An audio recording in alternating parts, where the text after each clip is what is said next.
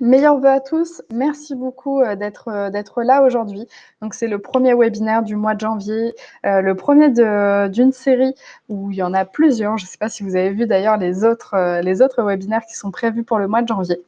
Pour celles et ceux qui ont déjà suivi les webinaires au mois de décembre, donc c'est top, ça me fait plaisir de vous retrouver pour cette nouvelle année et je vous souhaite tous mes meilleurs vœux. Et pour les nouvelles personnes qui nous rejoignent, je suis ravie de vous rencontrer aujourd'hui lors de ce webinaire. Donc, on est ensemble approximativement pour 1 heure, donc je compte à peu près 45 minutes de présentation et un quart d'heure ou plus s'il y a besoin de questions-réponses. Donc, on est là vraiment pour échanger, pour pouvoir répondre à vos questions. Donc, c'est top. Du coup, on est approximativement là ensemble pour 1 heure.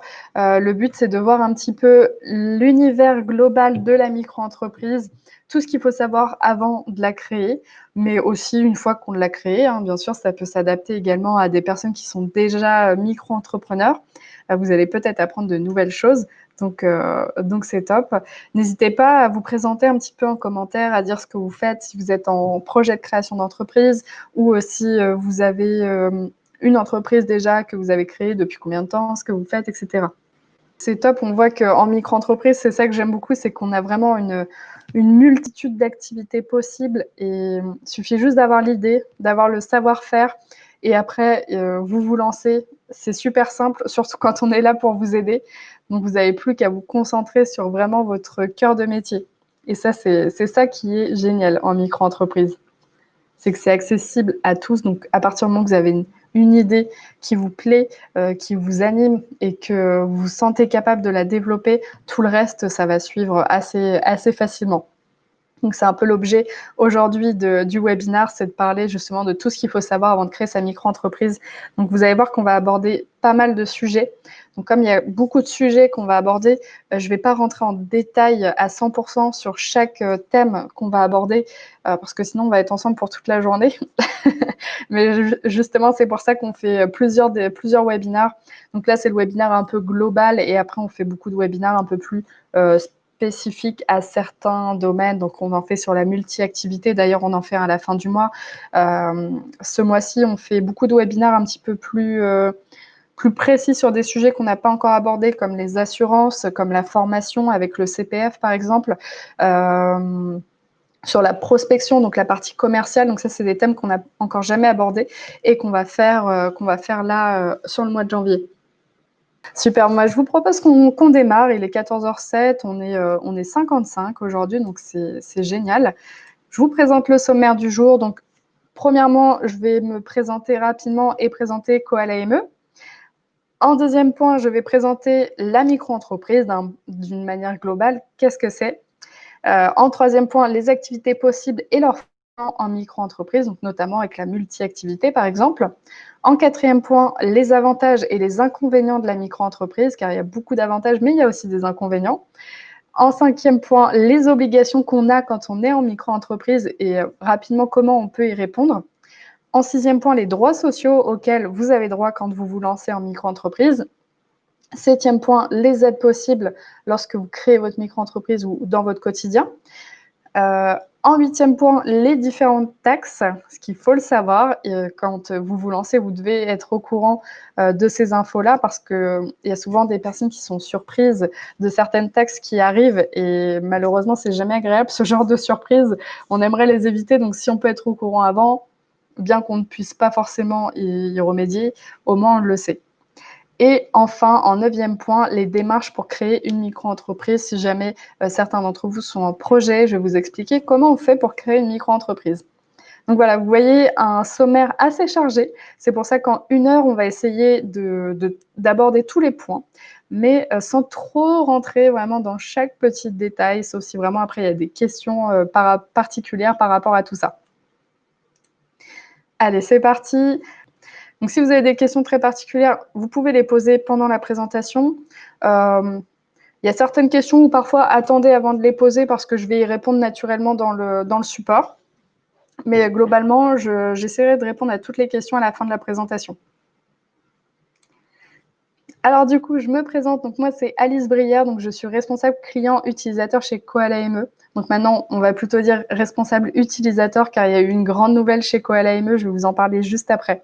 Donc moi, je travaille chez Koala ME depuis le mois de mars. Je suis responsable des utilisateurs et de leur parcours sur notre site. Donc mon but, c'est de vous accompagner dans votre projet de création, mais aussi de vous accompagner dans votre quotidien d'entrepreneur. Donc, c'est-à-dire vous répondre à vos questions, vous apprendre à utiliser l'outil et tout ce qui va autour et développer les partenariats, etc. J'ai aussi une double casquette de micro-entrepreneur. Depuis le mois de septembre, j'ai créé un livre que j'auto-édite et que je commercialise moi-même. Donc, j'ai les deux facettes de la personne qui travaille pour Koala ME, mais également de la personne qui utilise l'outil Koala ME. Et je dois vous avouer en toute honnêteté que si je n'avais pas connu Koala ME, je pense que je ne me serais jamais lancée dans l'entrepreneuriat.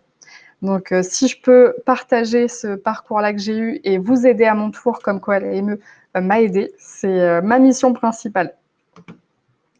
Et justement, qu'est-ce que Koala ME? Donc certains d'entre vous connaissent peut-être déjà. D'ailleurs, dites-moi un petit peu en commentaire si vous êtes déjà inscrit sur notre site.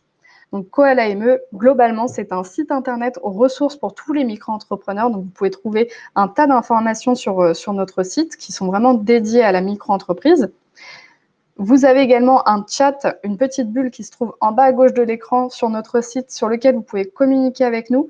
Donc, vous pouvez parler avec Axel, le fondateur de Koala ME, et moi-même qui allons vous répondre. Donc, on est vraiment des vraies personnes. Hein. Ce n'est pas des robots qui vont vous répondre sur un chat. Donc, vous pouvez vraiment être libre de poser les questions que vous voulez sur la micro-entreprise ou sur Koala ME. Ah, on voit certaines personnes qui sont inscrites. Freddy, je suis inscrit à Koala ME. François Edem, si pas Koala ME, je n'aurais pas sauté le pas. Ah, c'est super d'entendre ça, François. Christelle, pas encore, mais c'est sûr, je vais l'utiliser pour ma future entreprise. Super, Christelle. Estelle, pas encore inscrite, car encore en projet. D'accord, super. Bah, bientôt, j'espère alors. Nathalie, oui, inscrite. Frédéric, pas encore inscrit, mais bientôt. Super, trop bien. J'aime bien vous entendre dire ça.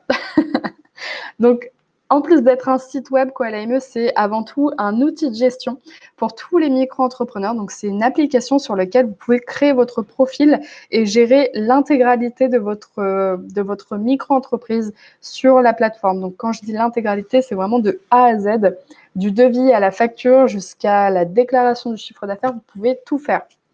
Et enfin, en troisième point, c'est également une plateforme de création d'entreprise en ligne où vous pouvez créer votre micro-entreprise de A à Z sur Koala ME. On a essayé de rendre les choses un peu plus sympas, un peu plus faciles à comprendre et on vous offre en plus notre accompagnement pour que vous ne soyez pas perdus, que vous ne soyez pas lâchés dans la nature tout seul. Et l'ensemble de ces trois choses-là que je vous parle sont 100% gratuits. Le site internet, bien évidemment, c'est gratuit. L'outil de gestion pour créer votre profil et utiliser l'ensemble des services, c'est 100% gratuit. Et pour créer votre création d'entreprise et bénéficier d'un accompagnement, c'est 100% gratuit.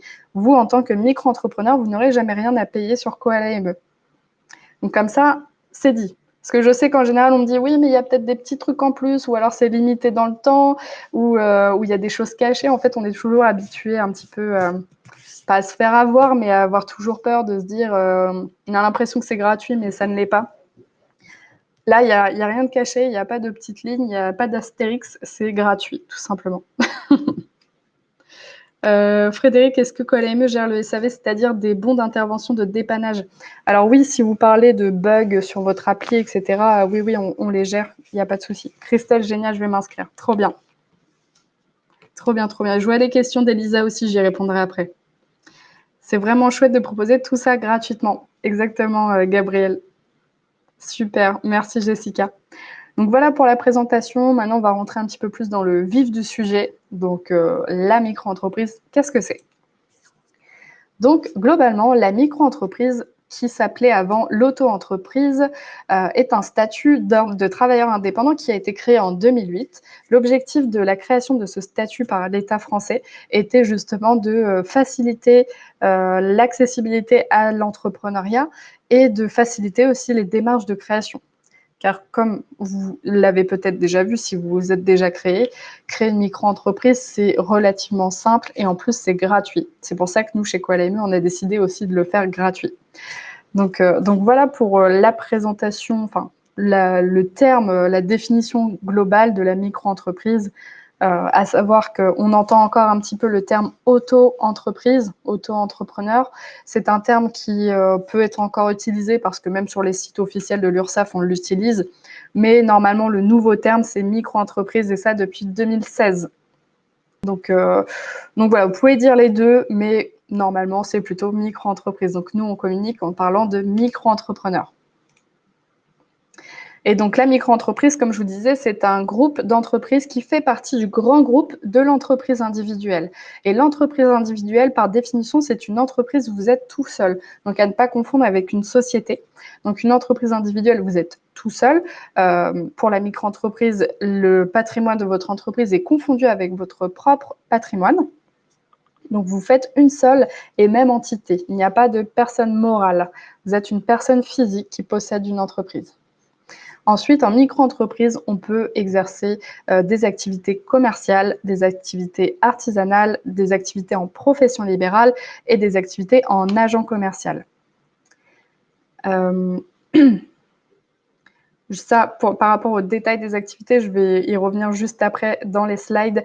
Pareil pour les plafonds de chiffre d'affaires. Donc, la micro-entreprise est un statut qui est soumis à des plafonds, c'est-à-dire qu'au-delà d'un certain montant plutôt de chiffre d'affaires que vous allez générer, vous ne pourrez plus être en micro-entreprise. Donc, tout le monde ne peut pas rester indéfiniment en micro-entreprise. Et je vais rentrer dans le détail tout de suite. Et Marie-Caroline qui dit pourquoi avoir changé l'intitulé auto-entreprise à micro-entreprise, qu'est-ce que cela leur a apporté de plus? Alors là, très très bonne question. Je sais pas du tout. Honnêtement, je sais pas. Ouais. Il y a des choses parfois qu'on ne comprend pas, des décisions qui sont prises. Là, je saurais pas vous dire. Donc du coup, plus en détail, quelle activité on peut faire en micro-entreprise? C'est le troisième point de cette présentation. Alors, activité commerciale. Donc, l'activité commerciale, par définition, c'est j'achète et je revends dans l'État. Donc, j'achète quelque chose auprès d'un fournisseur et je le revends moi-même plus cher. Ça, c'est du commerce. Si vous achetez, que vous transformez, c'est plus du commerce. C'est vraiment j'achète, je revends dans l'État. Donc, ça peut être en commerce en ligne, ça peut être vendre sur les foires et les marchés, avoir votre propre boutique, vendre à domicile, etc., etc. Ensuite, on a les activités de prestation de services artisanales. Donc, prestation de services artisanales, c'est je répare, je fabrique ou je modifie un objet. À partir du moment que c'est une création, ce que vous faites, que vous n'avez pas juste acheté et revendu en l'état, c'est de l'artisanat. Donc, on peut retrouver des bijoutiers, des carreleurs, des couturiers, des lunettiers, des maçons, des peintres en bâtiment, etc. Toutes ces activités-là sont des activités artisanales. Il y a quelques petites exceptions dans les activités artisanales où on ne produit pas quelque chose, mais par exemple, notamment le secteur du transport à la personne, les taxis, sont considérés comme des artisans. Hormis ces quelques petites exceptions, globalement, quand vous pensez à ce que vous faites comme activité, vous pouvez être capable de savoir ce que c'est comme secteur, si c'est de l'artisanat, du commerce, etc. Ensuite, vous avez les activités de prestation de services libérales. Donc attention, je sais que dans l'esprit de beaucoup de personnes, quand on entend profession libérale, on pense à activités du secteur médical. On pense aux infirmiers, aux infirmières, aux médecins, etc.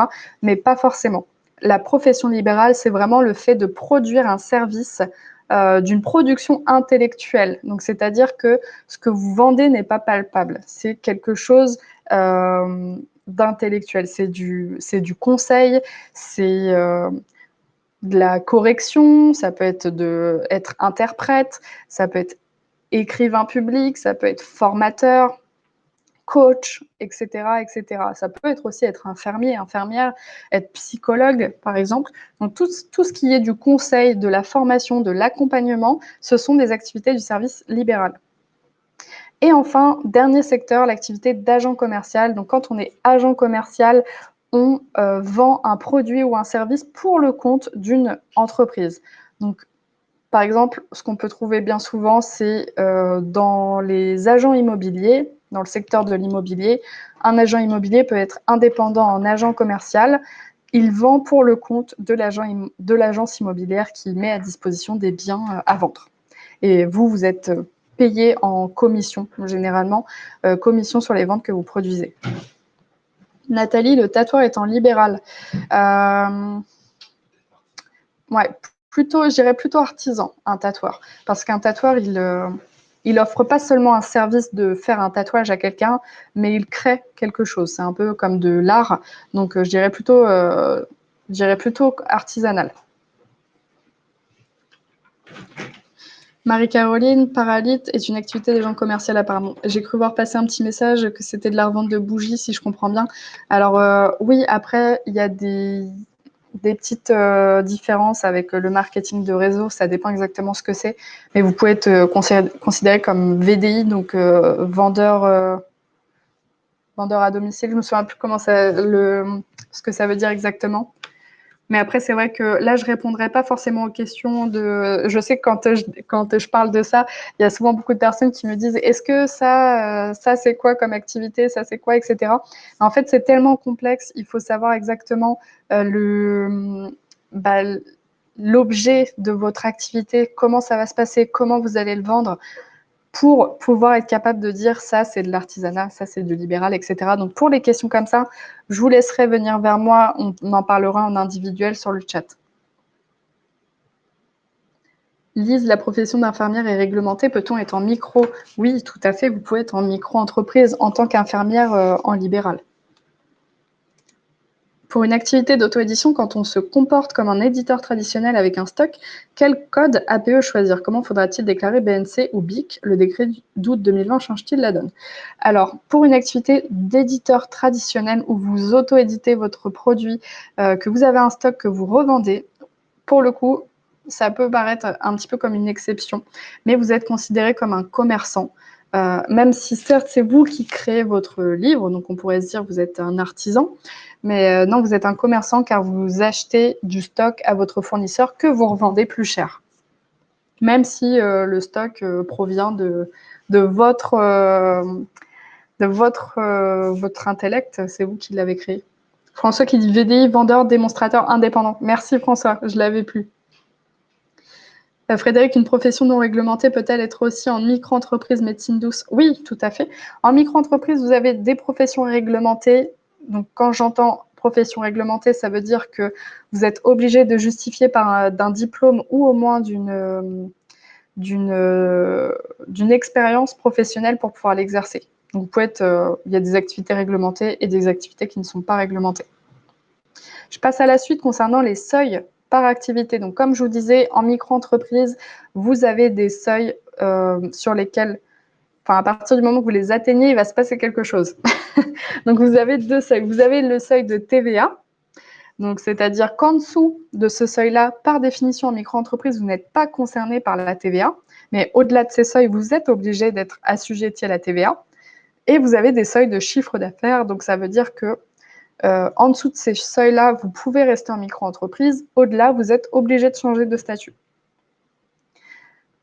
Pour les seuils de TVA et les seuils de chiffre d'affaires, comme vous pouvez le constater, ils diffèrent en fonction du secteur d'activité dans lequel vous êtes. C'est pour ça que c'est très important de bien définir dès le départ quel secteur d'activité vous correspond et correspond à votre activité. Alors, Gisèle, ces chiffres ont été actualisés pour 2021. Alors, c'est toujours les mêmes.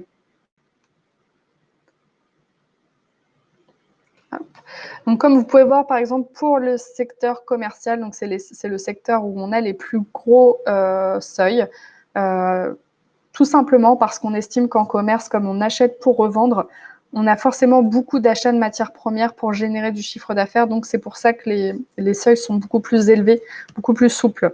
Donc, par exemple, en commerce, tant que vous n'atteignez pas 85 800 € de chiffre d'affaires annuel, TTC, vraiment le chiffre d'affaires total, vous n'êtes pas concerné par la TVA. Donc, ça veut dire que vous êtes au même titre qu'un particulier. Quand vous achetez quelque chose, vous payez la TVA, vous ne la récupérez pas. Et quand vous vendez quelque chose, vous ne facturez pas de TVA. C'est-à-dire que si vous vendez quelque chose 100 €, ce sera 100 € de chiffre d'affaires et ce sera 100 € que votre client vous paiera et 100 € qui rentreront dans votre trésorerie. Il n'y aura pas de notion de taxe.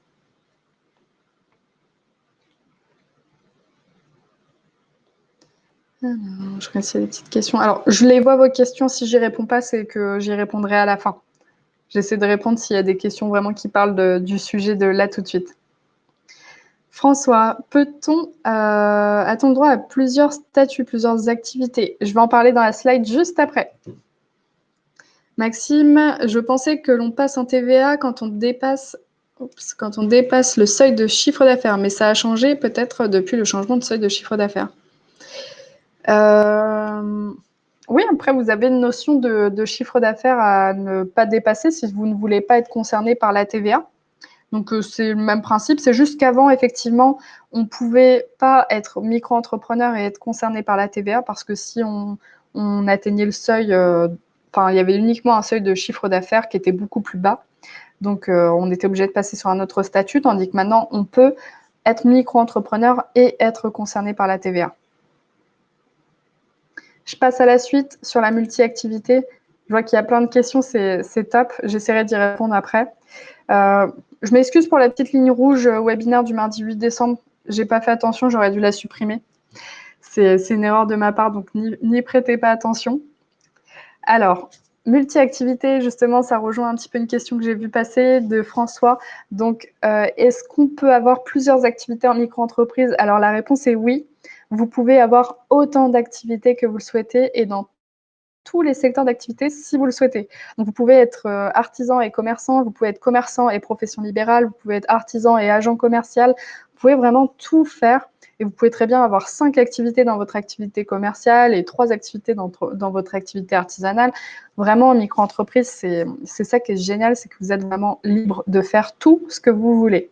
Donc ça, c'est top. Il faut simplement, quand vous êtes en multi-activité, le déclarer. Donc simplement dire, voilà, je fais cette activité et cette activité. À partir du moment que ça, c'est correct, vous pouvez faire ce que vous voulez.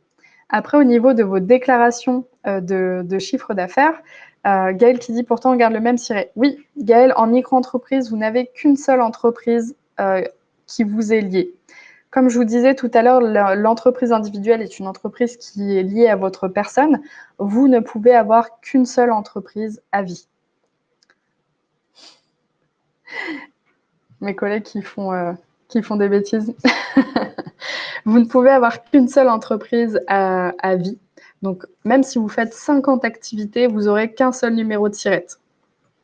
Donc, il faudra juste bien, comme je vous disais, le déclarer. Et au niveau de vos déclarations mensuelles ou trimestrielles de votre chiffre d'affaires que vous allez faire à l'URSSAF, vous indiquerez bien votre chiffre d'affaires de votre activité commerciale, par exemple, et votre chiffre d'affaires de votre activité artisanale, si vous êtes artisan et commerçant, par exemple. C'est vraiment un exemple que je donne. Et vous paierez les bons taux de cotisation qui se calculeront sur les bons chiffres d'affaires. Ah, il y a Gaël qui dit qu'on ne m'entend plus. Est-ce que d'autres personnes ont le même problème? Sophie qui dit non. D'accord. Bon, Gaël, ça vient peut-être de votre PC alors. C'est bon pour moi. Ok, super. Super, super. Alors, une question de Lise concernant les seuils à ne pas dépasser. Donc, quel est le seuil à ne pas dépasser? 176 000 en global ou uniquement sur l'activité commerciale? Alors, concernant les seuils, par exemple, si vous êtes artisan et commerçant, je vais revenir sur la slide des seuils.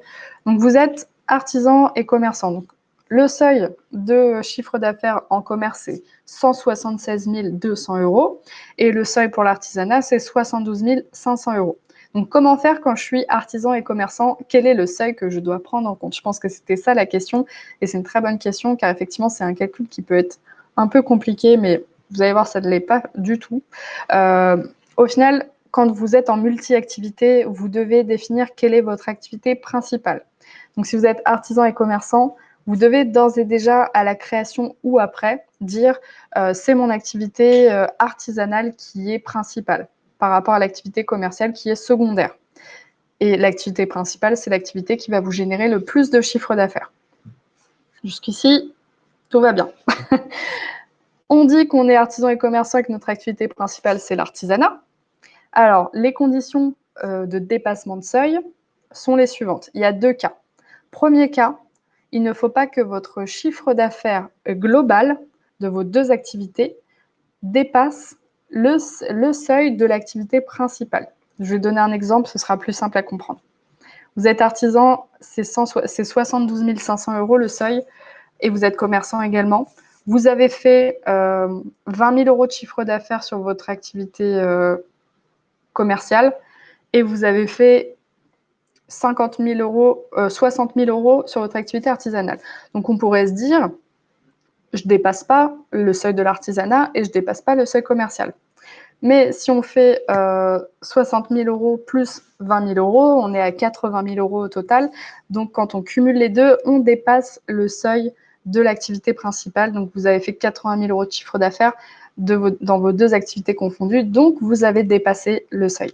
Donc là, vous ne pouvez plus être considéré comme micro-entrepreneur. Vous devez changer de statut.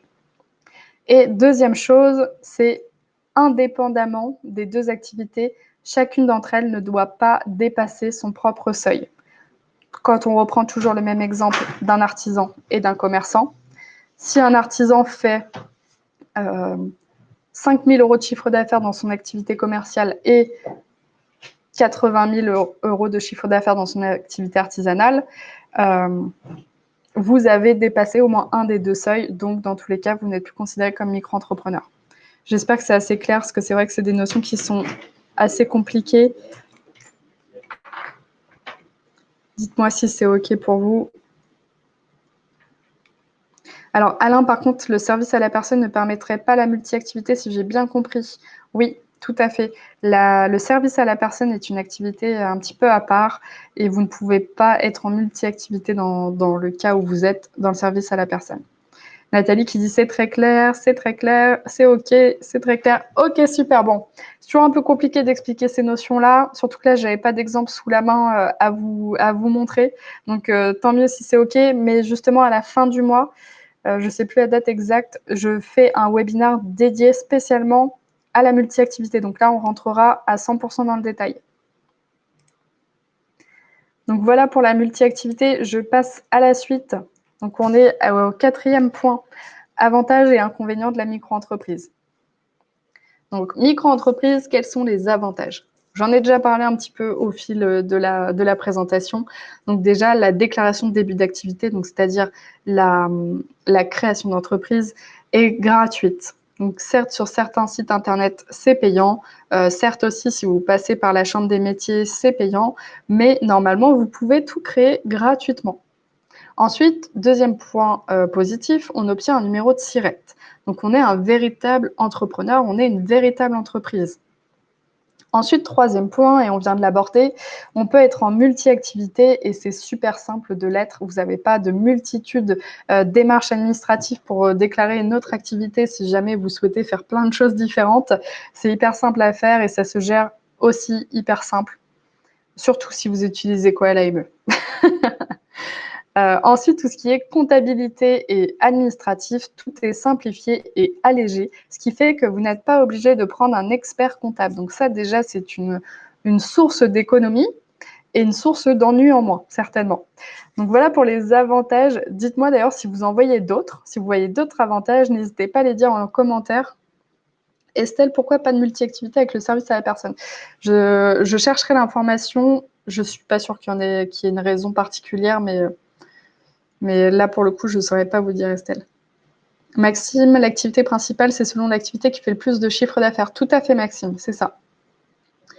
François, donc du coup, il faut plusieurs comptes Coal-AME. Alors non, sur Coal-AME, on gère la multi-activité. Vous pouvez avoir un seul compte. Et d'ailleurs, même, je vous conseille d'avoir qu'un seul compte parce que même si vous avez plusieurs activités, vous n'avez qu'une seule entreprise et tout doit être ensemble. Notamment, par exemple, vous avez des obligations dont je vais parler après de faire des factures avec des numéros de factures qui sont mentionnés sur les factures. Donc, quelle que soit l'activité, ces numéros-là doivent se suivre. Vous devez avoir qu'une seule comptabilité pour toutes vos activités.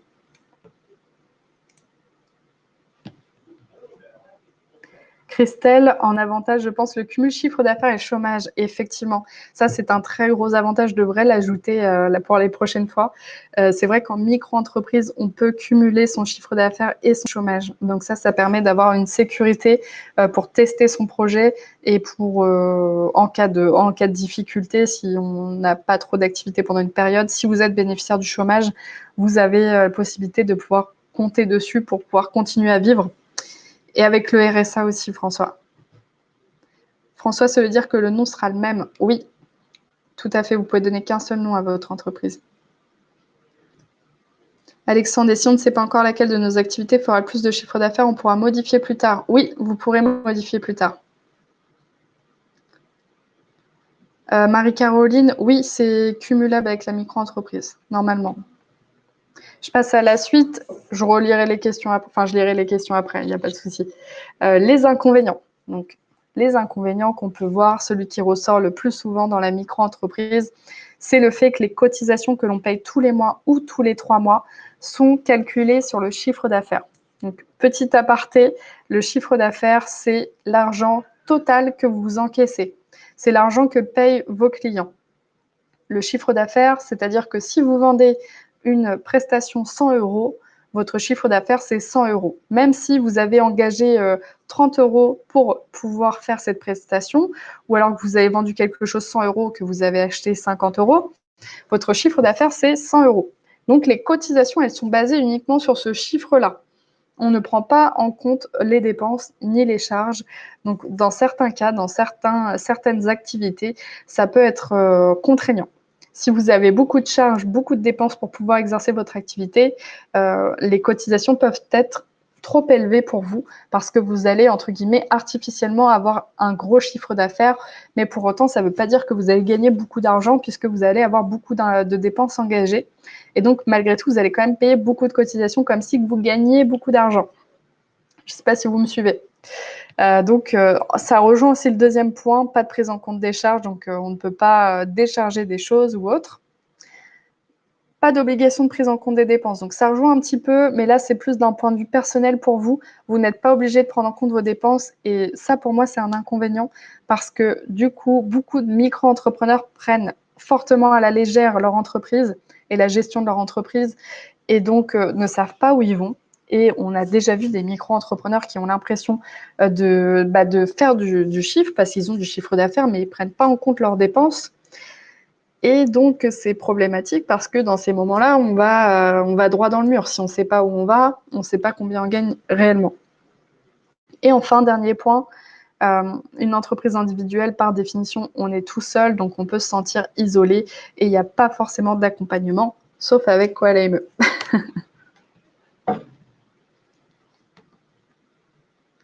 Lise, c'est vrai, on a tendance à minimiser les charges, tout à fait. Même quand on crée son projet, en général, on engage déjà des frais liés à ça. On fait des formations, on achète du stock, on achète des outils, etc.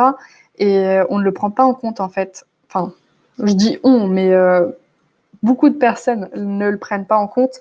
Comme c'est pas obligatoire, au final, du coup, y a des personnes qui prennent un petit peu à la légère et c'est pas forcément l'idéal.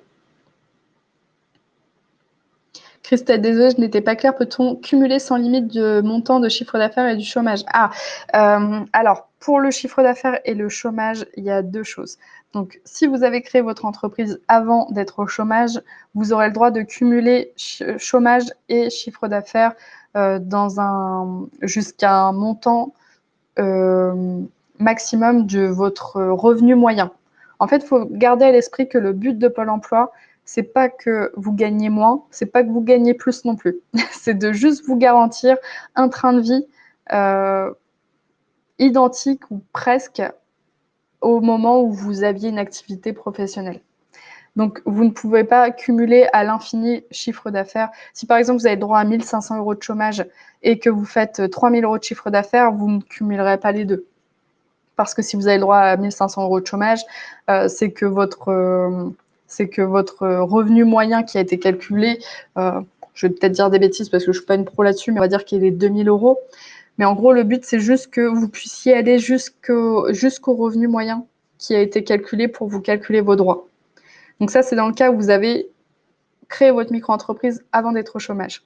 Si vous avez créé votre micro-entreprise après avoir été au chômage, dans ces cas-là, vous ne pourrez pas cumuler les deux. C'est-à-dire qu'à partir du moment où vous allez faire du chiffre d'affaires, vous allez diminuer vos indemnités. Et ça va changer tous les mois. Si pendant un mois, vous faites 0 € de chiffre d'affaires, vous aurez 100% de votre indemnisation Pôle emploi.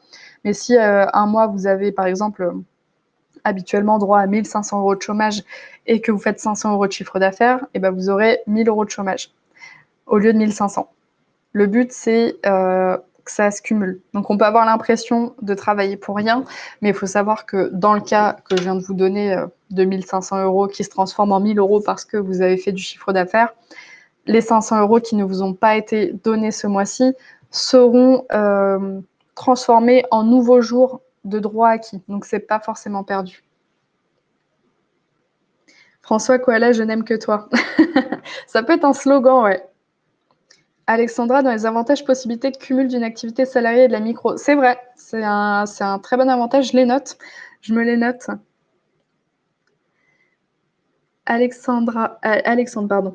Si on a souscrit à l'ACRE, on a le droit à notre chômage également. Exactement, oui. L'ACRE et les ARE, les allocations de retour à l'emploi, sont cumulables. Maxime, oui, le plus dur pour moi, c'est l'impression d'atterrir sur une île sans mode de survie.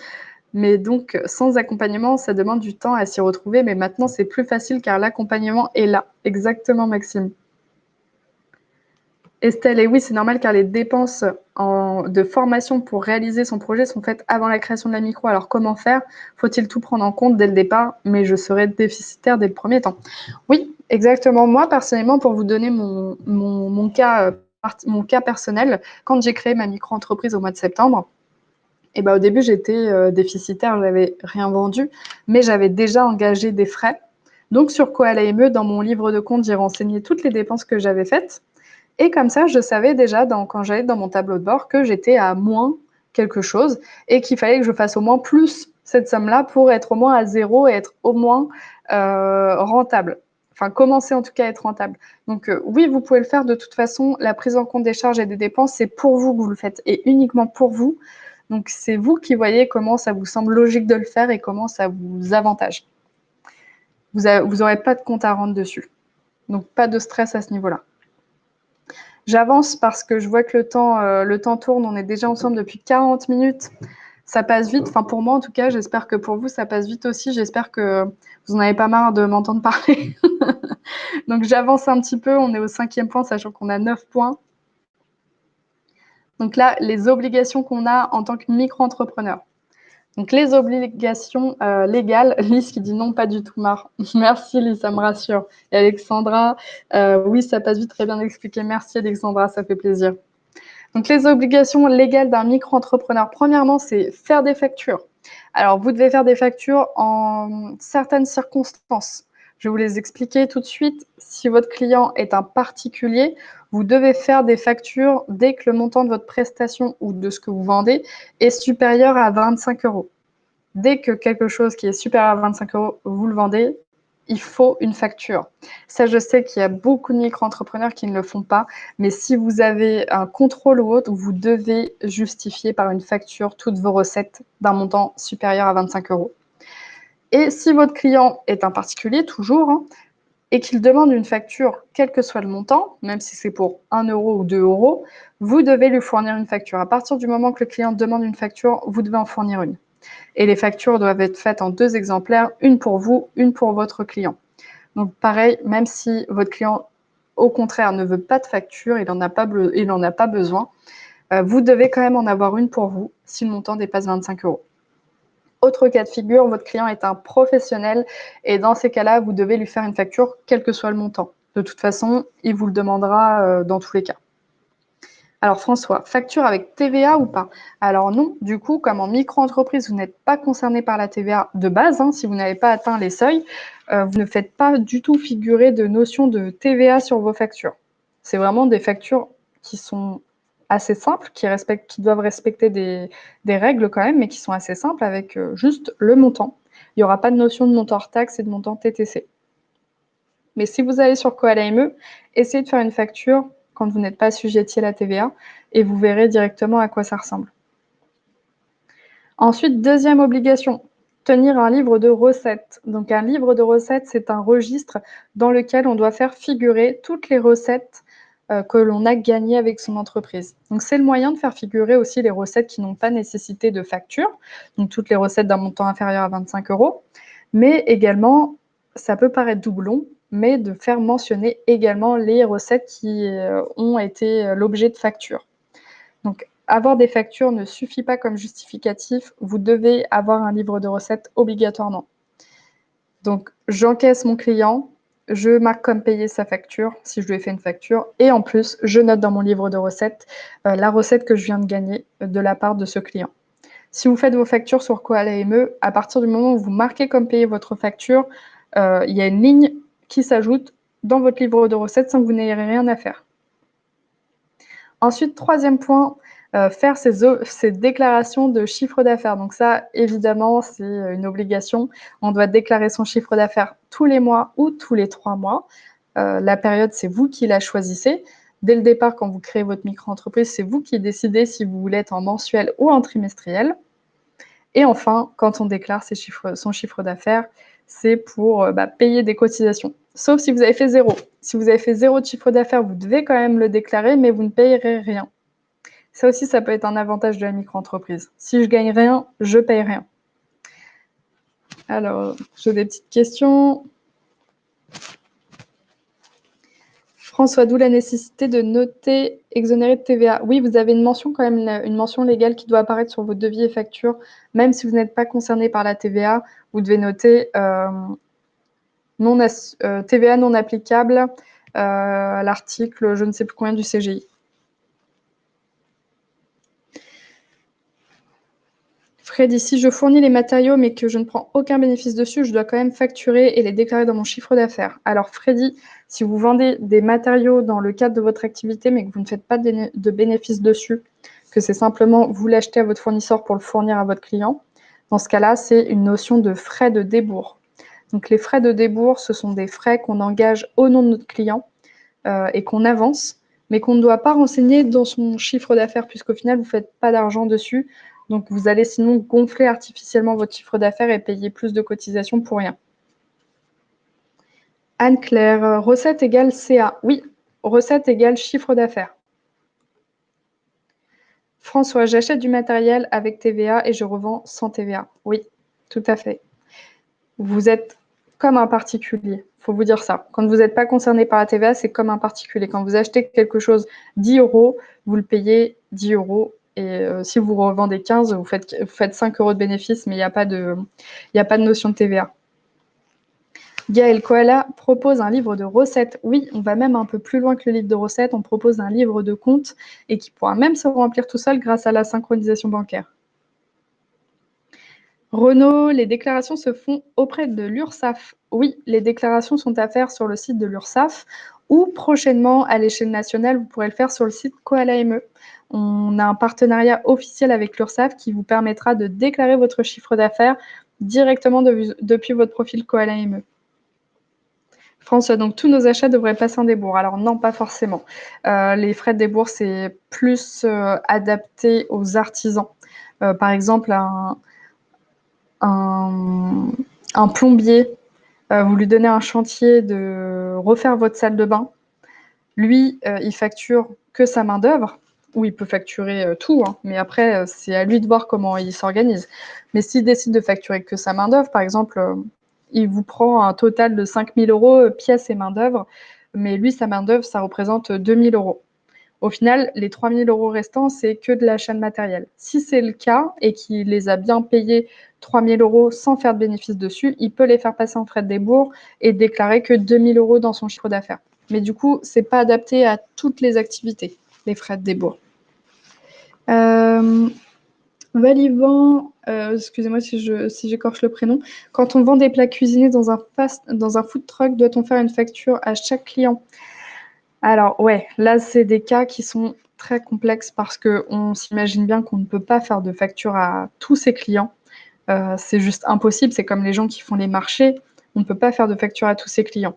Alors normalement, vous devriez, si le montant dépasse 25 €, quand le montant ne dépasse pas 25 €, vous êtes protégé.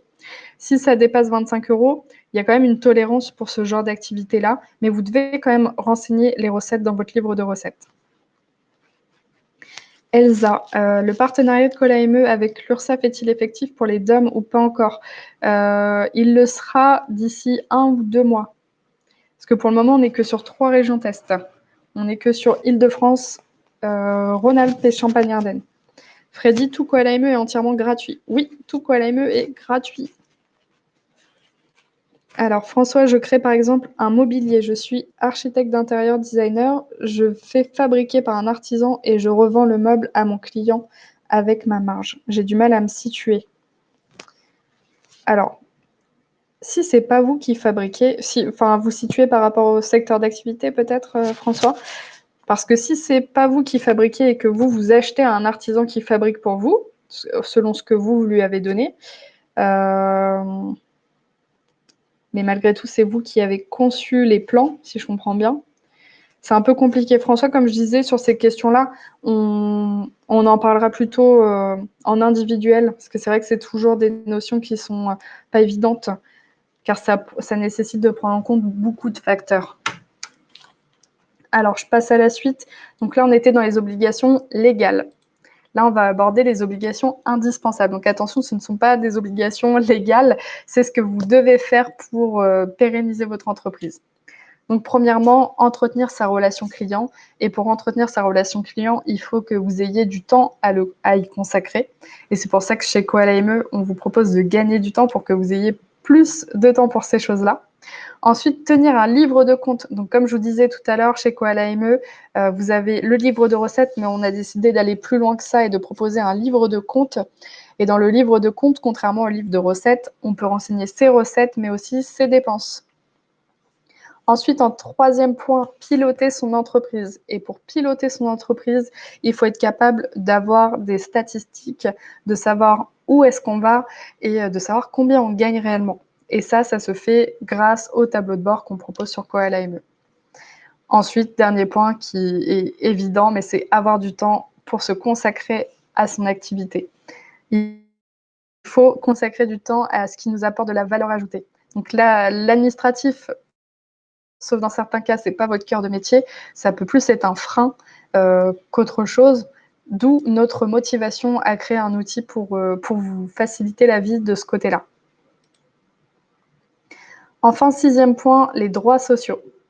Donc là, pareil, les droits sociaux, je vais un petit peu les survoler, car c'est des notions qui sont assez complexes et on fait des webinaires qui sont justement dédiés à ces thèmes-là. Donc là, pareil, faites pas attention à la mention en rouge webinaire du 17 décembre, parce que c'est un support que j'ai réutilisé, qu'on a fait au mois de décembre. Je suis désolée, j'ai oublié de modifier ces infos-là.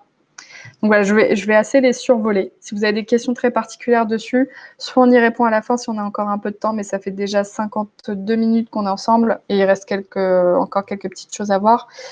Soit on pourra en discuter directement en individuel. François, plus de RSI, on est d'accord. Plus de RSI. Maintenant, tout se passe à la CPAM, la caisse de tout le monde, en fait. Il n'y a plus de choses spéciales pour les micro-entrepreneurs. Vous êtes comme un particulier. Donc, en micro-entreprise, vous avez des droits sociaux. Et ces droits sociaux, vous cotisez, en fait, pour les avoir. Donc, vous avez tout ce qui est droit à l'assurance maladie, un petit peu au même titre que les salariés. Vous avez droit à des congés, vous avez droit à des congés maternité, des arrêts maladie, etc. Donc tout ça est un peu soumis aussi à des carences, etc. Mais c'est assez précis. Donc je ne m'attarderai pas trop là-dessus. Vous avez le droit aussi à des droits à la retraite. Donc en micro-entreprise, vous cotisez pour votre retraite. Donc ça, c'est aussi quelque chose que beaucoup de gens ignorent. Et beaucoup de on-dit qui disent qu'en micro-entreprise, on ne cotise pas pour sa retraite. Mais oui, je vous le confirme, votre chiffre d'affaires fait office de trimestre que vous cumulez, bien sûr, à partir d'un certain seuil. Donc ça dépend des secteurs d'activité, c'est comme tout. Mais au-delà d'un certain seuil, donc par exemple de mémoire, si vous êtes commerçant, à partir du moment que vous cumulez au moins 4 000 € de chiffre d'affaires, 4 000 et quelques, vous avez cotisé, enfin vous avez acquis un trimestre. Donc voilà comment ça fonctionne. C'est tant de chiffre d'affaires est égal à un trimestre. Et donc du coup, dans un maximum de 4 trimestres par an.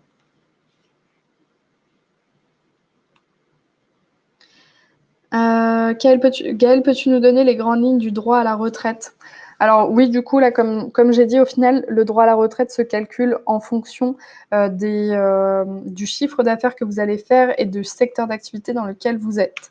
En fonction du secteur d'activité, vous avez des tranches, ou des paliers plutôt, et à chaque fois que vous atteignez cette tranche-là, vous cumulez un trimestre. Alors Frédéric, combien de chiffre d'affaires pour valider un trimestre? Alors j'ai plus les chiffres en tête exacts, mais je vous disais que pour l'activité commerciale, c'est approximativement 4 000 €. Pour les activités artisanales, ça doit être un peu plus de 2 000 €. Donc ça dépend en fait du secteur d'activité. Je suis désolée, j'ai plus les chiffres en tête. Je peux essayer de vous les retrouver rapidement.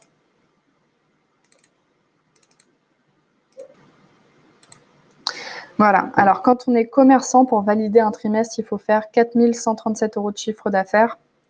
Quand on est artisan, il faut faire 2 412 € de chiffre d'affaires, c'est très précis. Et quand on est en profession libérale, il faut faire 2 880 € de chiffre d'affaires, et pareil pour les agents commerciaux. Donc à partir du moment où vous faites 2 880 € de chiffre d'affaires, vous avez un trimestre. Et si au cours d'un mois, vous faites 10 000 € de chiffre d'affaires en un seul mois et qu'après vous faites moins, vous divisez ces 10 000 € par 4 et par 2 880, pardon, et vous aurez le nombre de trimestres que vous avez cumulé, bien sûr dans un maximum de 4 trimestres par an.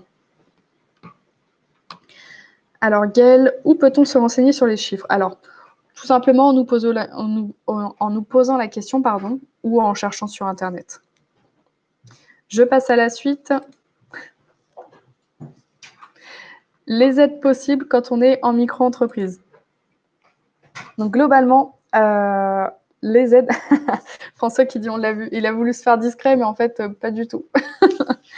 Les aides possibles, donc vous avez premièrement l'ACRE. D'ailleurs, il faut que je modifie sur ce support-là. Maintenant, l'ACRE, c'est A-C-R-E, c'est plus A-C-C-R-E. Frédéric, pardon. Ah oui, excusez-moi, on n'a pas vu le point chômage. Je suis désolée, je l'ai complètement zappé. Alors, droit au chômage. Donc, vous avez, donc là, quand je parle de droit au chômage, je ne parle pas de ce dont on parlait tout à l'heure, des aides au retour à l'emploi et de l'ARS, etc., où on a cotisé quand on était salarié pour l'avoir. Là, je parle vraiment des droits au chômage qu'on cumule quand on est micro-entrepreneur. Donc, quand on est micro-entrepreneur, on ne cotise pas pour le chômage. Donc ça, c'est la première chose à savoir. Et quand je vous dis ça, du coup, ça annonce une suite pas très positive.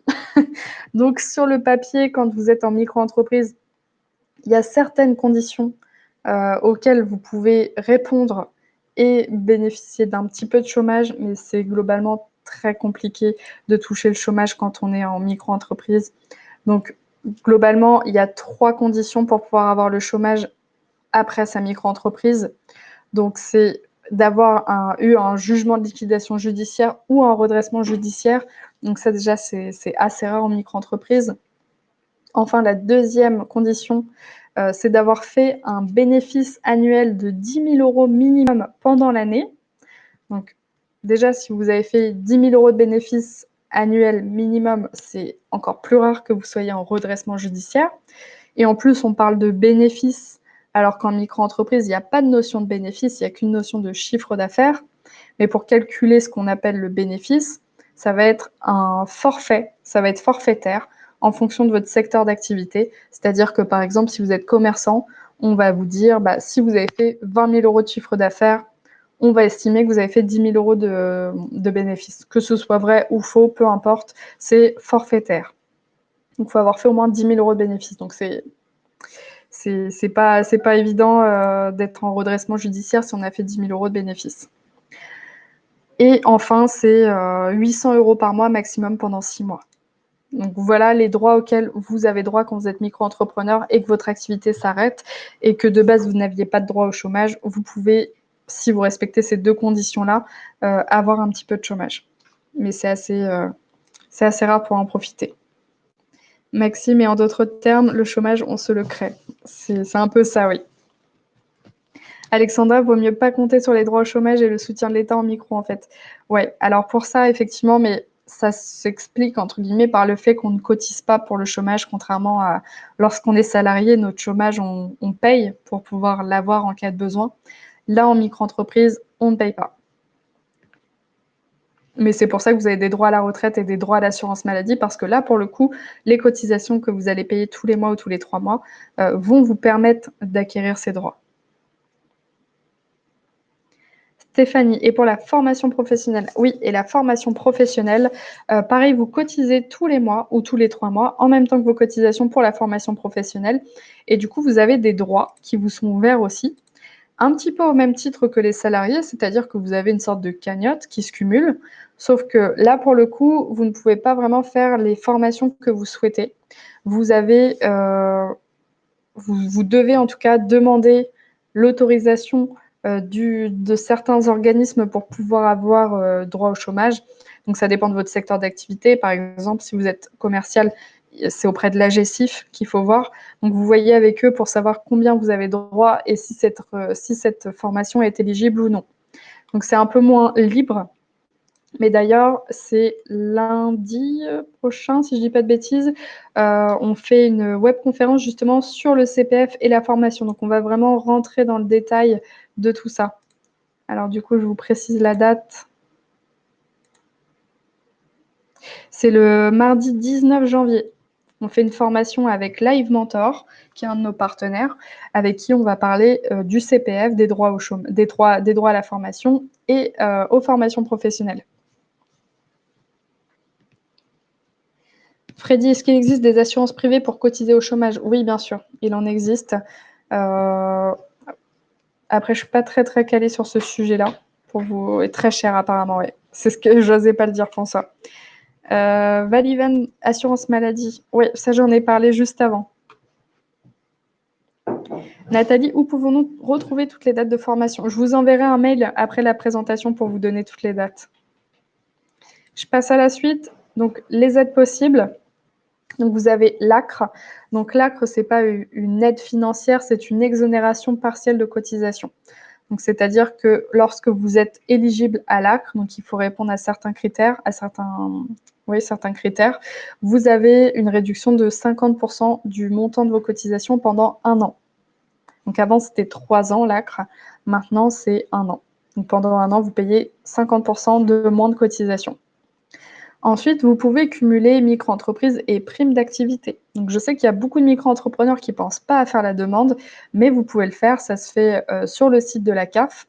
Vous pouvez demander la prime d'activité. Ça ne veut pas forcément dire que vous l'aurez. Ça dépendra de vos revenus comme un salarié, mais vous pouvez le demander. Ensuite, vous pouvez aussi continuer à avoir droit au RSA. Donc, pareil, c'est soumis à des critères de revenus. Et continuer à percevoir vos indemnités Pôle emploi.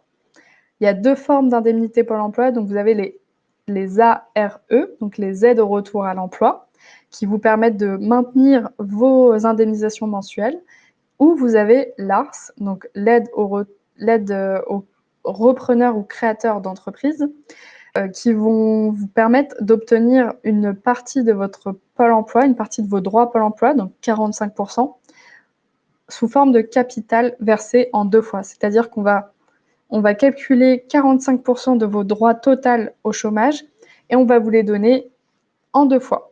Ça vous permet d'avoir une plus grosse somme d'un seul coup si vous avez besoin de faire des investissements. Marie-Caroline, prime d'activité plus micro-entreprise plus AAH. Oui, pourquoi pas. Ça dépend après des revenus au total que ça génère. Isabelle, prime d'activité, qu'est-ce que c'est? Alors, la prime d'activité, c'est une aide de la CAF qui est accordée aux personnes qui sont en activité, mais qui touchent en général un revenu inférieur à 1 700 €, si je ne dis pas de bêtises. Alors, Valiven, du coup, je vous laisserai revenir vers moi en individuel par le chat, par exemple, pour poser vos questions si jamais il y a des choses que vous n'avez pas compris à ce niveau-là. Mais là, je dois avancer parce que là, ça fait déjà plus d'1 heure qu'on est ensemble et il reste encore quelques points à aborder. Alexandra, je dois partir. Merci pour les explications, c'était top. Merci Alexandra. Donc nous, il nous reste encore 2 points et ensuite on a terminé la présentation et on pourra passer à la phase de questions-réponses. Donc là, les différentes taxes qui existent en micro-entreprise. Donc en micro-entreprise, vous avez différentes taxes auxquelles il faut vous préparer. Donc la première étant les cotisations sociales. Donc celle-ci, je pense que Pour le coup, quand vous vous lancez, vous la connaissez, c'est celle que vous allez devoir payer tous les mois ou tous les 3 mois. Donc les cotisations sociales, globalement, c'est un pourcentage qu'on applique à votre chiffre d'affaires. Donc ce pourcentage, il diffère en fonction de votre secteur d'activité. Donc par exemple, pour les secteurs d'activité artisanale, ça va être 22,9%, si je ne dis pas de bêtises, virgule quelque chose. Pour les activités commerciales, ça va être 11, quelque chose en pourcentage aussi. Donc on va appliquer ce pourcentage-là au chiffre d'affaires que vous déclarez et ça vous donnera le montant des cotisations que vous devez payer. Si vous faites toute votre compta sur Koala ME, vous aurez en temps réel et à tout moment la possibilité de consulter le montant exact des cotisations que vous avez payées et que vous allez devoir payer. Donc ça, c'est hyper pratique. C'est un truc que moi, personnellement, je me sers tout le temps. J'aime pas faire des calculs, donc je préfère me connecter sur mon profil Koala ME, voir combien de chiffre d'affaires j'ai fait sur la période et me dire, bon, bah, je sais qu'à la fin de la période, je vais déjà avoir ça à payer. Au moins, je m'y prépare. Ensuite, vous avez les impôts. Donc les impôts, vous avez 2 formes d'impôts possibles, enfin 2 façons de payer plutôt, pas 2 formes. Vous avez soit le prélèvement libératoire de l'impôt sur le revenu. Donc ça, c'est des impôts qui vont vous être prélevés tous les mois, en même temps que vos cotisations. François qui dit la rubrique taxe. Bon, ouais, c'est pas la rubrique préférée, mais il faut être au courant. C'est pas la plus sympa. Donc du coup, vous avez le prélèvement libératoire de l'impôt sur le revenu. Donc on va prélever les impôts tous les mois en même temps que vos cotisations. Donc c'est un pourcentage qui va s'ajouter à vos cotisations. Donc ça va être entre guillemets transparent du coup, parce que le pourcentage est faible par rapport aux autres pourcentages qu'il y a. Et au moins, ça vous permet de faire entre guillemets, comment dire, c'est considéré comme un acompte, le prélèvement libératoire de l'impôt sur le revenu. C'est pas un pourcentage qui va être adapté à votre situation, car les impôts, c'est très complexe. Votre taux d'imposition, il va dépendre de beaucoup de facteurs qui ne sont pas liés uniquement à votre activité. Il va dépendre de votre foyer, si vous êtes marié, si vous êtes célibataire, si vous avez des enfants, etc. Beaucoup de choses sont à prendre en compte dans le calcul de vos impôts. Et le fait d'opter pour le prélèvement libératoire de l'impôt sur le revenu, donc le forfait qui est appliqué, ça vous permet de faire un acompte. C'est-à-dire que vous payez tous les mois des impôts, mais au bout d'un an, à la période donc vers mai, quand c'est le moment de faire ces impôts, vous allez régulariser. Donc soit si vous avez trop payé, on vous reverse, soit si vous n'avez pas assez payé, vous allez devoir compléter. Donc ça, c'est la première formule. Et la deuxième formule, c'est donc ne pas opter pour ce mode-là et opter pour le mode classique. Et à ce moment-là, vos revenus de micro-entreprise pour la première année ne vont pas être pris en compte dans votre calcul d'impôt. Mais dès que vous allez déclarer vos impôts au mois de mai, vous allez prendre en compte votre chiffre d'affaires généré par votre micro-entreprise. Et ce montant-là va du coup être recalculé avec vos autres revenus, par exemple si vous êtes aussi salarié en même temps. Et ça va vous créer votre taux personnalisé d'impôt qui va donc ensuite vous être également prélevé tous les mois, soit en même temps que votre salaire si vous êtes salarié, soit en prélèvement direct à la source sur votre compte bancaire si vous avez uniquement votre activité de micro-entreprise.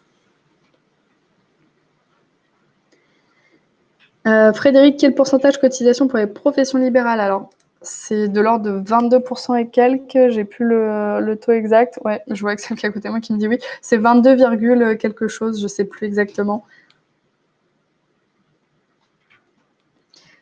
Alors, bonjour, je viens d'arriver, j'ai loupé 1 heure. Y aura-t-il un envoi par mail? Oui, il y aura une rediffusion. Frédéric, comme les artisans, oui. Globalement, en ce qui concerne les taux et les seuils, artisans et libéraux, c'est à quelque chose près la même chose. François, c'est pas dégressif. Le taux de cotisation, sinon non, le taux de cotisation il est unique, sauf si vous disposez de l'ACRE, où vous avez 1 an à moins 50%. Ensuite, troisième taxe, la CFE, donc la cotisation foncière des entreprises. Si vous êtes déjà micro-entrepreneur, vous avez dû certainement en entendre parler il y a moins d'1 mois, puisque la CFE se paye en décembre et c'est une sorte de taxe d'habitation pour votre entreprise que vous devez absolument vous acquitter, sauf dans le cas où vous faites partie de certaines activités qui sont exonérées, ou alors si vous avez fait moins de 5 000 € de chiffre d'affaires annuel, vous êtes exonéré. Au-delà, vous devez payer la CFE. Donc la CFE, elle va être calculée en fonction de vos revenus, avec un montant minimum forfaitaire qui doit être de 225 € à l'année, si je dis pas de bêtises.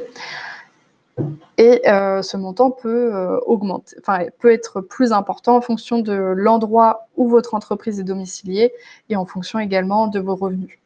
Donc j'ai souvent la question où du coup je l'anticipe, où on me dit mais je travaille chez moi, j'ai pas de local, etc. Pourquoi je devrais payer de la CFE alors que je paye déjà une taxe d'habitation ou des impôts locaux? Alors même si vous travaillez chez vous, vous devez déclarer un minimum de mètres carrés, donc par exemple 1 mètre carré, et dans ces cas-là, vous serez au minimum forfaitaire de 225 € à l'année. La CFE, la première année où on crée son entreprise, on est considéré comme l'année de création. Et l'année de création, on est totalement exonéré de CFE. Ensuite, la deuxième année, c'est considéré comme la première année d'activité. Et donc, du coup, vous allez être éligible, vous allez devoir payer de la CFE sur cette première année d'activité, mais seulement 1 an plus tard. Donc, globalement, là, pour les nouveaux créateurs qui créent en janvier, vous paierez de la CFE pour la première fois que dans 2 ans. D'où l'intérêt de créer une entreprise en tout début d'année. C'est plus intéressant de créer une entreprise en janvier que de la créer en décembre. Parce que du coup, vous perdez un petit peu ce bénéfice d'être considéré comme la première année de création et donc d'être exonéré. Alors, Freddy, avec Koala.me, on pourra savoir ce qu'il faut déclarer annuellement pour déclarer ses impôts. Oui, vous aurez dans votre tableau de bord le cumul de tout le chiffre d'affaires que vous aurez fait depuis l'année en cours. Et enfin, dernière taxe, la TVA. Et là, c'est uniquement si vous y êtes assujetti. Si vous n'êtes pas assujetti par la TVA, vous n'êtes pas concerné par tout ça.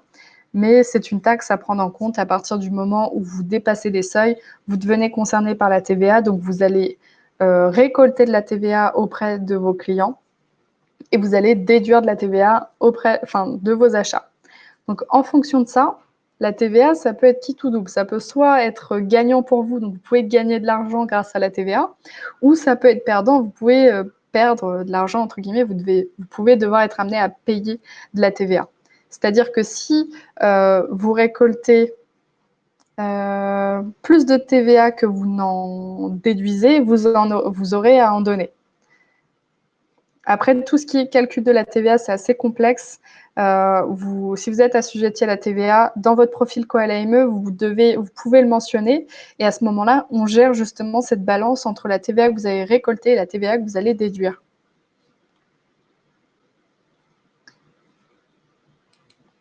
Je passe à la suite.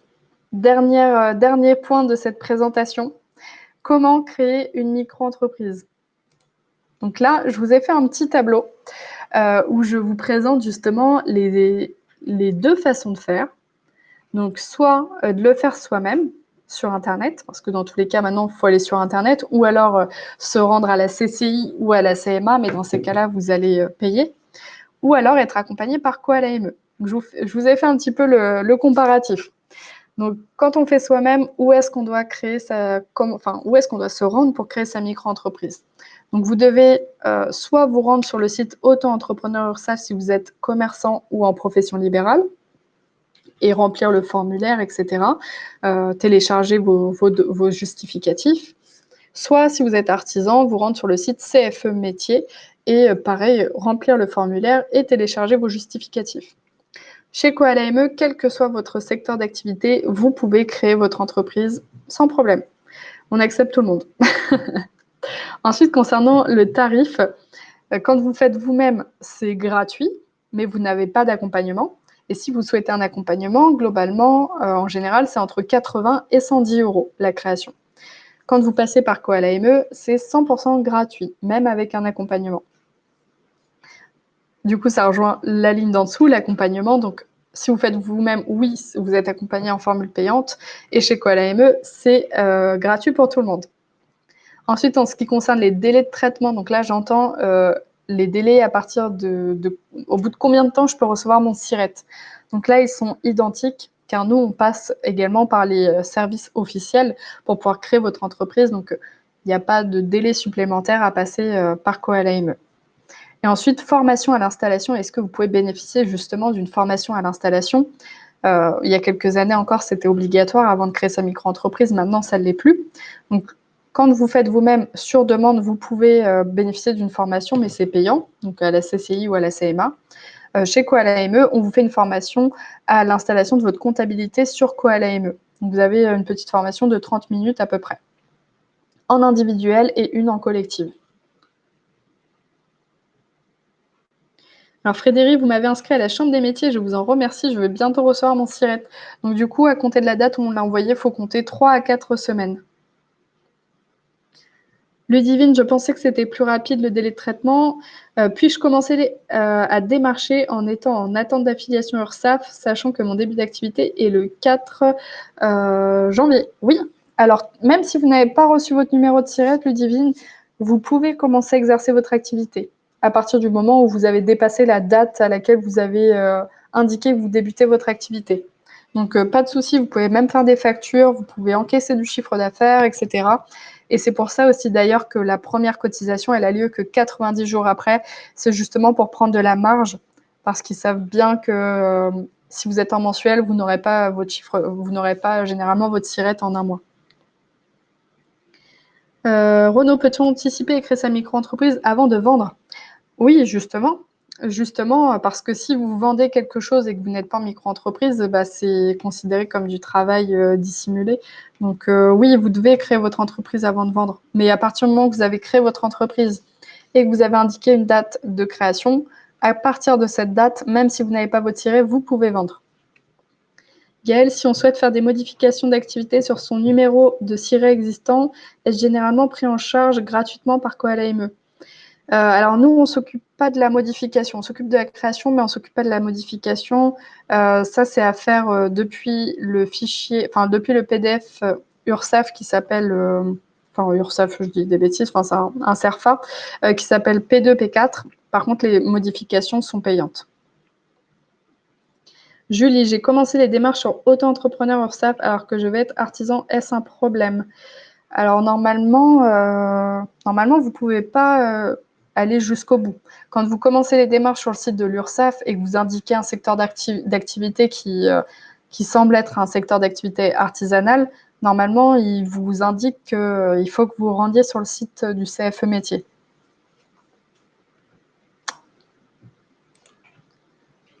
Alors, je vous montre rapidement l'interface de création d'entreprise sur Koala ME. Donc, vous voyez, c'est un petit formulaire en 5 étapes qui est hyper simple à prendre en main.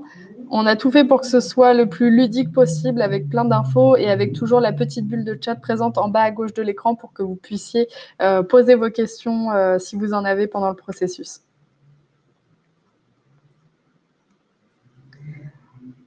Alors, pour la présentation, c'est tout bon. Donc c'est top, ça a l'air de vous avoir beaucoup intéressé. Je vois qu'il y a eu plein de questions, il y en a certainement plein auxquelles je n'ai pas répondu. Donc ce que je vous propose, c'est qu'on passe maintenant à la partie questions-réponses. Donc ça va être vraiment du dialogue entre vous et moi. Donc on va se laisser, allez, 10 minutes.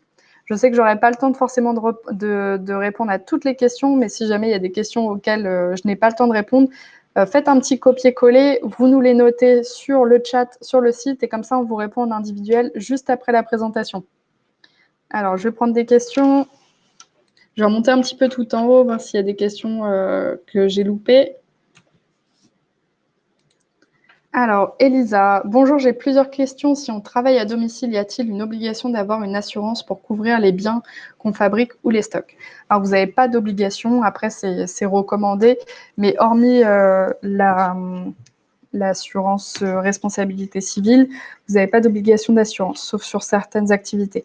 D'ailleurs, pareil, c'est la semaine prochaine, je vous mettrai les dates en mail, on fait justement un webinaire sur les assurances avec un professionnel des assurances pour les indépendants, donc il va pouvoir répondre à toutes vos questions. Une autre question d'Elisa, doit-on avoir un compte bancaire séparé? Alors oui, en micro-entreprise, au-delà de 5 000 € de chiffre d'affaires, vous êtes obligé d'avoir un compte bancaire dédié à votre activité. Ce n'est pas forcément un compte bancaire pro, mais au moins un compte bancaire séparé. Alors, Elisa, comment se déclarer auto-entrepreneur et où déclarer nos revenus? Donc, comment se déclarer auto-entrepreneur, ça, je viens d'y répondre. Où déclarer nos revenus, c'est à l'URSSAF. Et comment déclare-t-on si on est inscrit sur Pôle emploi?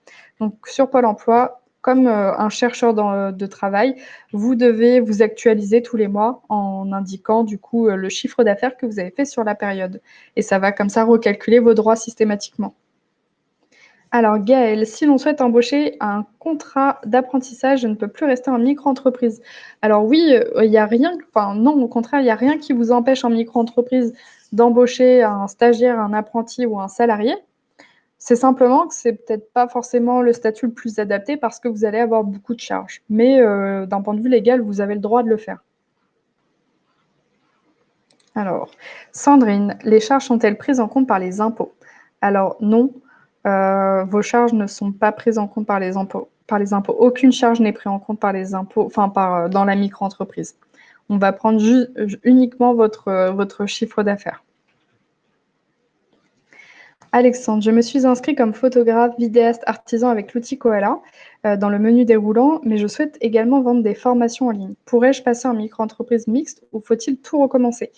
Alors, dans ces cas-là, Alexandre, il faut que, du coup, vous indiquiez votre activité principale. Donc, c'est celle que vous allez sélectionner en premier dans le menu déroulant. Et ensuite, quelques pages après, au niveau du formulaire, vous avez un endroit où vous allez avoir la possibilité de décrire exactement votre activité et de rédiger directement pour être le plus précis possible.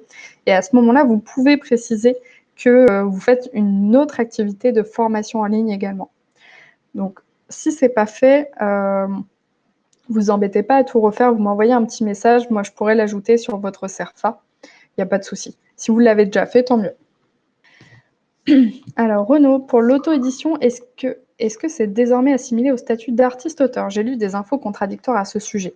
Alors quand vous êtes un écrivain, vous avez deux possibilités. Vous pouvez être artiste-auteur, donc à ce moment-là, vous êtes assimilé à l'AGSA, et du coup, c'est plus du tout c'est plus du tout le même statut que la micro-entreprise.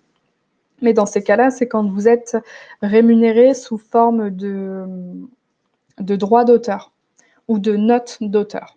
En fait, tout dépend de la manière avec laquelle vous allez vous rémunérer.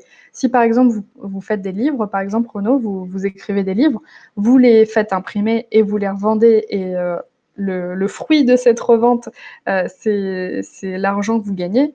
Là, vous ne pouvez pas être un artiste-auteur, vous êtes un micro-entrepreneur en auto-édition. Par contre, si par exemple vous vendez votre projet à une maison d'édition qui le vend pour vous et qui vous verse des, des, des droits d'auteur, là vous serez un artiste-auteur et du coup vous ne serez pas micro-entrepreneur, ce sera un tout autre statut. Alors François, je crois que le compte professionnel n'est plus obligatoire. Non, tout à fait. Vous pouvez avoir un compte particulier, si on parle bien du compte bancaire, un compte bancaire particulier, mais il faut juste que ça en soit un qui soit dédié à votre activité, mais pas d'obligation d'avoir un compte pro. Nathalie, merci beaucoup, je vais m'inscrire, c'est vraiment très bien fait. Merci Nathalie. Donc, j'ai l'impression qu'il n'y a plus trop d'autres questions. Je pense qu'on en a répondu à pas mal pendant la présentation. Merci Alexandre, merci Renaud, merci François. Écoutez, si vous n'avez plus d'autres questions, je vous propose qu'on se quitte. Et je vous donne rendez-vous sur le chat si jamais vous avez d'autres questions.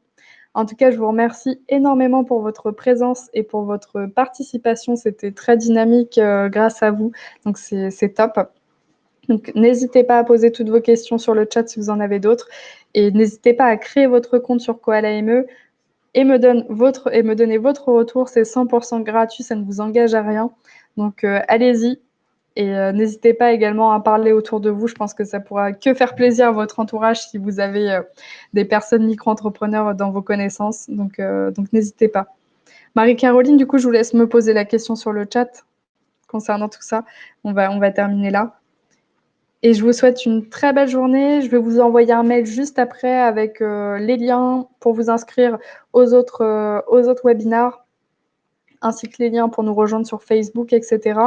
Marie-Caroline, sur le chat, sur notre site, vous allez sur www.koalaime.fr, je vais vous l'écrire ici, comme ça vous n'aurez plus qu'à cliquer.